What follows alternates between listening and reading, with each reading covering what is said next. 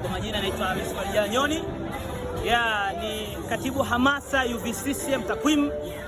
Lakini sio hamasa tu, ni naibu waziri wa mambo ya nje chuo cha takwimu Mashariki mwa Afrika. Leo kwa furaha tele na bashasha ya hali ya juu nimeweza kufanikiwa kuhudhuria mkutano maalum uliokusanyisha vijana kutoka pande mbalimbali za Tanzania, hasa katika kusema miaka minne ya dhahabu ya Mheshimiwa Dr. Samia Suluhu Hassan. Sisi kama vijana wa Tanzania kweli tunaahidi kupitia mkutano wa leo kwamba tunaenda kuyasema mazuri yaliyofanywa na Rais wa Jamhuri ya Muungano wa Tanzania, hasa katika sekta mbalimbali: sekta ya elimu, sekta ya afya, sekta ya kilimo na umwagiliaji, sekta ya madini. Kafanya mazuri sana. Kwa hivyo kijana, epuka mamluki.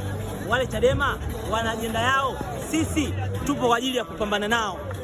Samia mitano tena, Samia tuko naye, Samia mama yetu, alipo tupo.